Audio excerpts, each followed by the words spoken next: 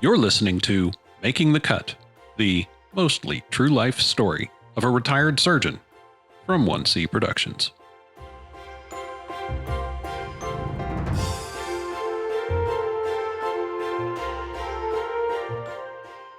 Hi, I'm Rebecca Seitz, founder and president of 1C Productions. This episode contains explicit language and adult content. It is intended for mature audiences only.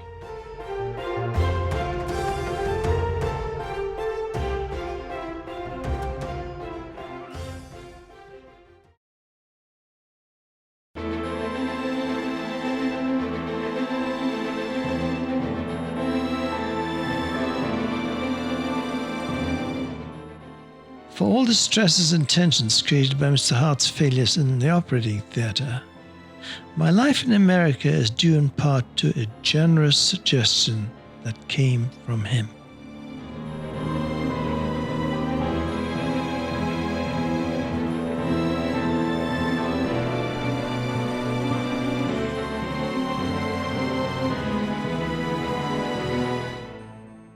In late August 1967, Mr. Hart's office sent me a note.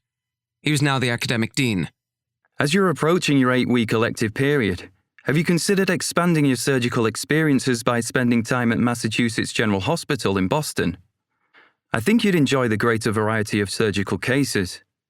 If you're interested, write to Dr. Gerald Austin, the chief of the surgical service, and let my office know. I'll drop him a note supporting your application. What a surprise! I didn't think he thought highly of me, particularly since I'd questioned his intraoperative judgment in the patient who eventually died, and expressed my frustration at his futile attempt to salvage a patient's leg. Had my attitude toward him embarrassed him? Was he sending me away? Sort of out of sight, out of mind, because I didn't see him as a great surgeon? Whatever his motives for the note, his suggestions were good. I followed them, all the while worrying that I had neither the money nor a valid passport to permit me to go to the States. The response from Dr. Austin came within a week on crisp stationery, elegantly embossed with a crimson Harvard shield stating Veritas. Dear Dr. McGee, I'm pleased to have you join the fourth-year Harvard medical students graduating class of 1967. Will begin their elective surgical rotation on November 1st. My secretary has reserved a room for you at Vanderbilt dorms on Longwood Avenue, Brookline, opposite the medical school. When you arrive, register at the Harvard Medical School Students Office, then make your way to our surgical wards at MGH. Chief resident and attendings on the ward service will be made aware of your arrival. I look forward to your full and fruitful participation. You will be sent various forms for you to complete and return, and others to assist with getting a visa. Sincerely, W. Gerald Austin, M.D., FACS, Surgeon-in-Chief, Edward D. Churchill, Professor of Surgery. Maps of the school quadrant and Vanderbilt Hall were enclosed. His generosity amazed me. Pride and gratitude filled me at receiving such a gracious letter. Thank goodness for Mr. Hart. Maybe he had not judged me as severely as I feared, or as harshly as I judged him. The letter gave me confidence, lifted my spirits, and increased my future options. Soon after, Form I-20, a certificate of eligibility for non-immigrant, F1, student status, arrived. Now I could apply for a visa. As a foreigner in England, I could probably get an elective in many of England's less prestigious backwaters, but my BTA, been to America, would give me a competitive edge when it came to finding jobs in London, and certainly at UCH with Sir Max on the medical service and Mr. Hart on the surgical service. A few days later, I came across an advertisement in the back pages of the British Medical Journal offering a British Medical Association medical students travel scholarship. It seemed to have been crafted just for me. I wrote a brief application and enclosed a photocopy of the letter from Harvard, sealed the envelope, kissed it for good luck, and dropped it into the mailbox. My euphoria slowly ebbed with the realization of one major, insurmountable obstacle. I was a prisoner of my Egyptian passport, which did not include permission to travel to the United States of America. Whatever my focused medical preoccupations, I lived in a political world. We were barely a year beyond the humiliating Six-Day War when the Arabs were crushed by the Israeli forces, who had been saved only by the Americans pouring weapons in from Europe to replace their battlefield losses. The defeat stung the Arab psyche into anguish and shame, even those of us living in England. Nasser broke off diplomatic ties with the United States. The Egyptian people felt betrayed by their government and their Soviet patrons, and throughout the Arab world, an intense hatred arose toward America for their pro-Israeli, anti-Palestinian, anti-Arab bias. Although cocooned in my medical studies, I could not avoid feeling dejected.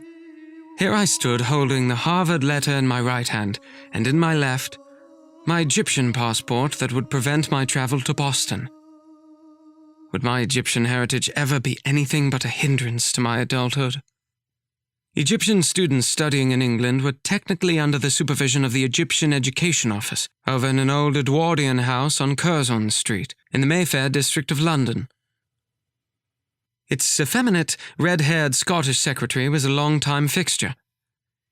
He had been the secretary of the Education Office for 32 years and knew my father when he was a student at University College in the 1930s.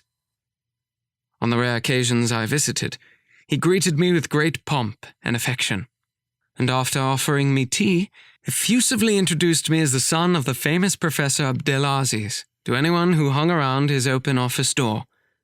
He regaled me with stories about my father and his student days. He always asked me about my dear mamma, telling me what a handsome couple they were, and how my dad's eyes always sparkled in her presence. Faced with going to see him about my current dilemma, I remembered visiting him shortly after I arrived in London to start medical school.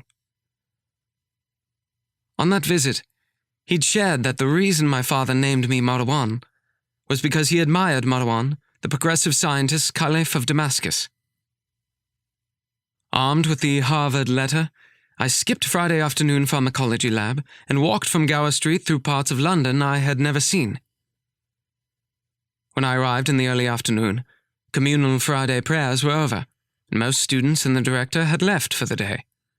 Only the affable secretary remained.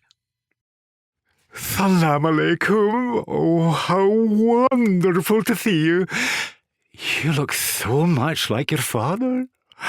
And you've obviously inherited his wisdom. What's the reason for the pleasure of your visit? The pleasure is mine.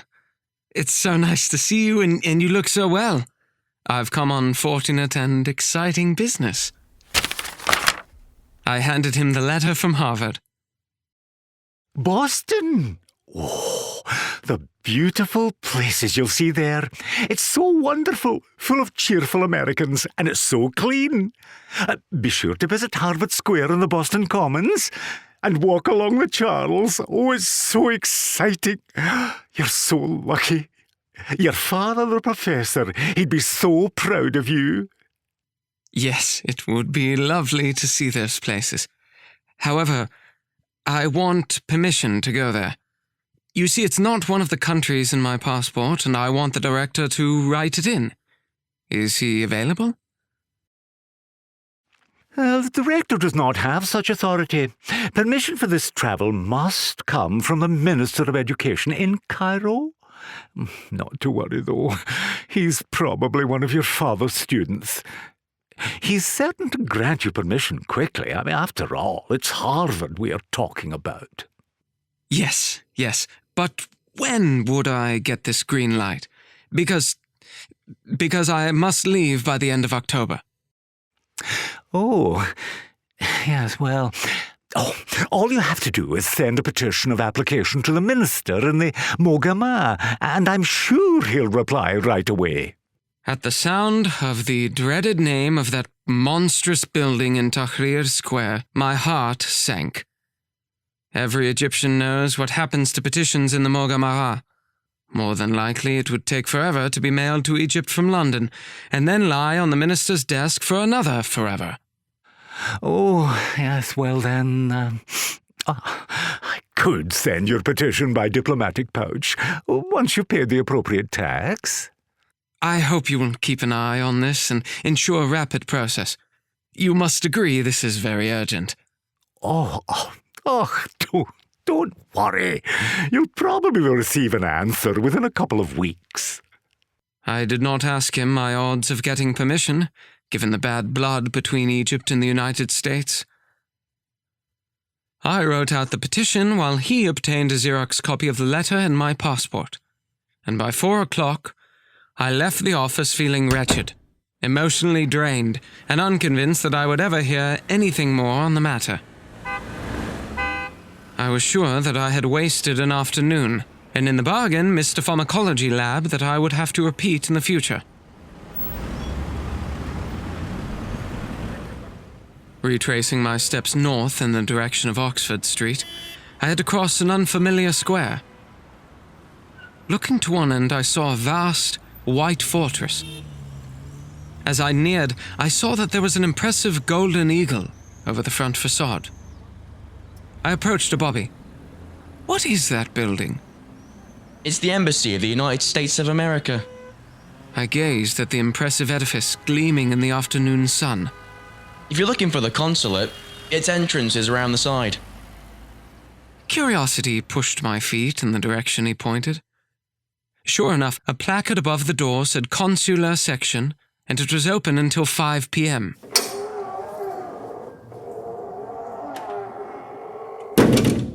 I ventured in and found myself in a long, narrow, vacant room.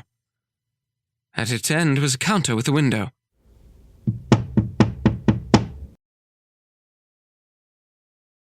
A woman appeared. What's your number? What number? You have to take a number and wait until you're called. She pointed to a red dispenser on the wall behind me. It was 14 minutes to 5 on a Friday afternoon and no one else in sight. Why would I need a number? I took one anyway.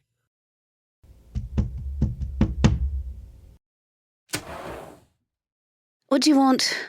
I produced my Egyptian passport, the letter from Harvard, and Form I-20. She read the letter and looked at my passport photograph. You'll see I do not have the United States of America on my... Do you want a visa? I nodded. She inserted the letter and Form I-20 into my passport. Come back Monday afternoon. I need my passport! It was my only identification paper for a foreigner living in England. Do you want a visa or not? Yes. Come back on Monday and take a number. In Egypt, bureaucrats engaged in polite small talk, and if they knew you or your family, might even offer you a cup of tea or coffee. Even British officials were less brusque than what I had just experienced. I was stunned, convinced I might never see my passport again, and sure that no visa would be forthcoming. Warily, I walked out into the afternoon sun. It was almost 5 p.m. What would happen to me now? Here I was, walking around London without a document confirming my legality. When I passed the same bobby, he seemed pleased and smiled. This is no smiling matter, I thought. But I returned his smile. As I made my way back to my dorm in Gower Street, I sank once more into a despondent mood. That woman had no idea how incredibly difficult that passport had been to obtain. What's more, I felt naked without the document and did not even have a receipt to prove she had taken it. I worried all weekend. My nervous system ate me alive until, at last, I returned to the consulate on Monday afternoon.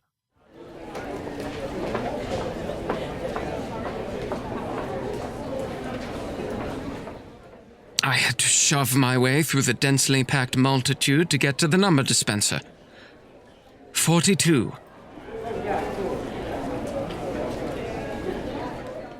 42. I went to the now familiar window and handed my number to the clerk, a different person than the woman I had seen on Friday. I stood at the counter in front of the closed window. The glass slid scarcely open. My passport with my Harvard letter was handed to me without a word. I fully expected, on opening my passport, that a 3-dimensional red "denied" would pop up. for such was bureaucracy in Egypt, where the response was always bukra, tomorrow. Deny, delay, and come back tomorrow, the Egyptian way. Instead, a colored visa occupied a full page stating that I had multiple entrances to the United States of America.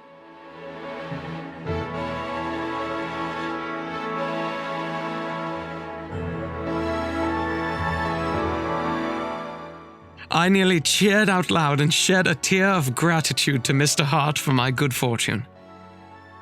I quickly made my way through the crowds and out the building before some bureaucrat could change their mind and reverse my astonishing good luck.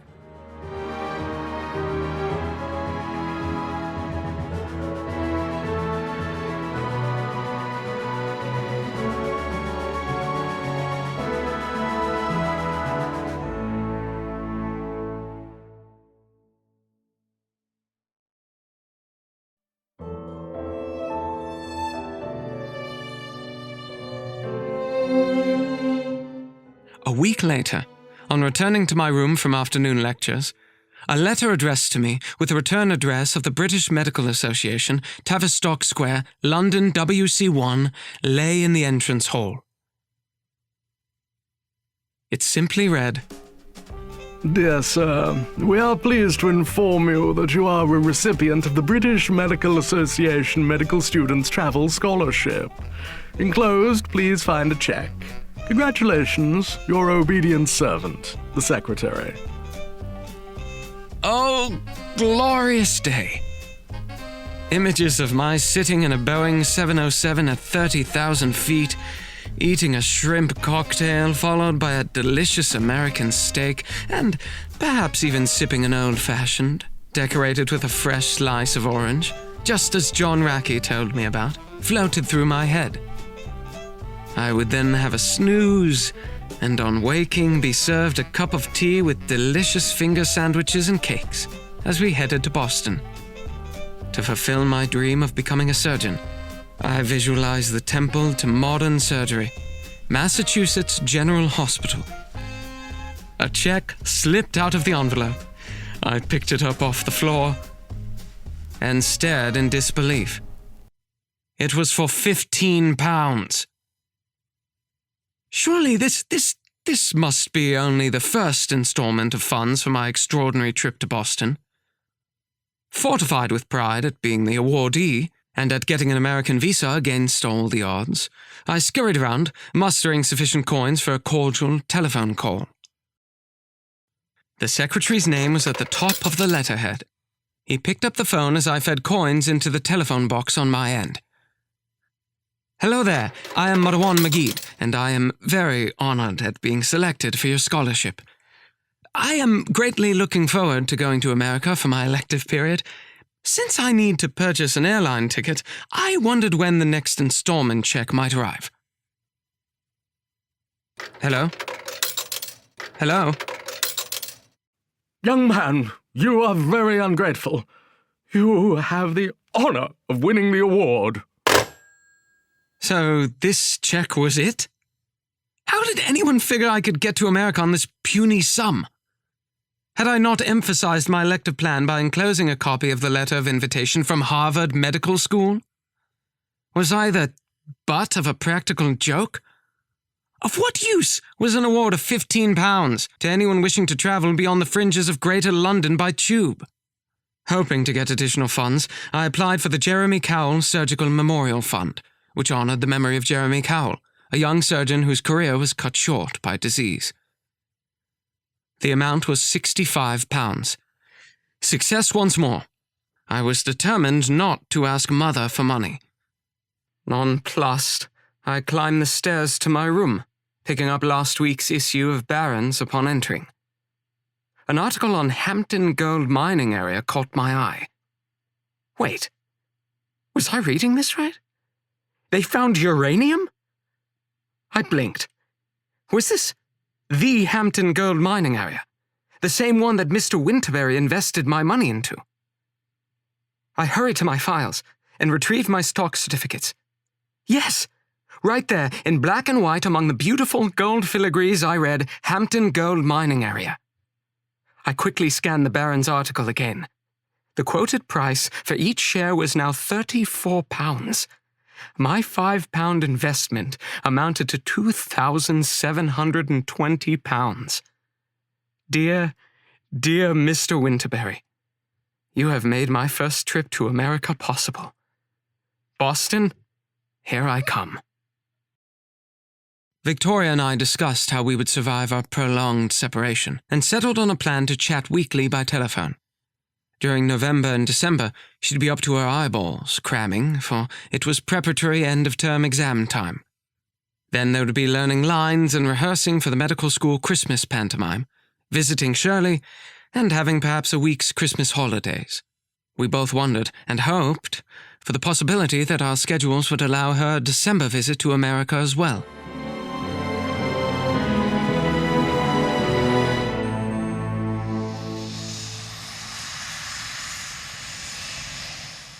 October 31st, Halloween time in America. I boarded the plane to find flight attendants dressed in fancy costumes. As with Germany, then Manchester, then Cairo, then back to Germany, I would once again be faced with learning new cultural customs in order to find success.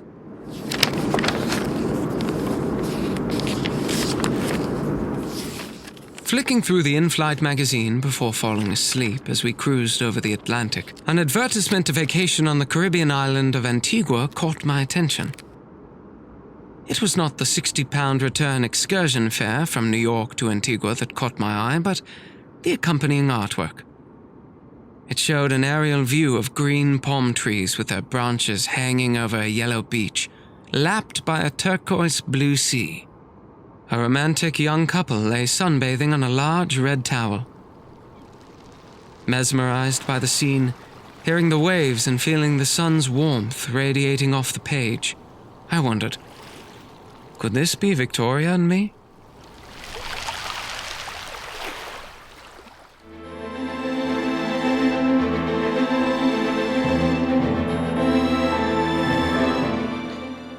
The flight crew were wearing Halloween costumes.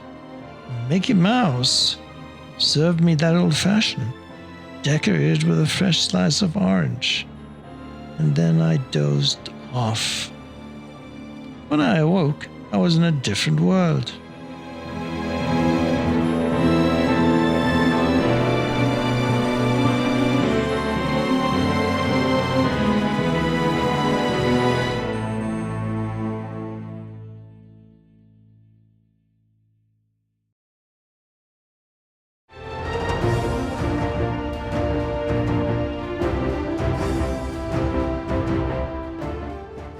You've been listening to Making the Cut from 1C Productions. Making the Cut was written, produced, and directed by Rebecca Seitz, based on Michael McGead's manuscript, Mastering the Knife. Noah James played Michael McGead. Other roles were brought to life by the voice talent of Oliver Coppert, Charles Seitz, James Smiley, Harvey Miller, and Trisha Briot. Audio engineering provided by Zisher LLC. Making the Cut theme music by Kyle J. Baker. Learn more at makingthecutpodcast.com.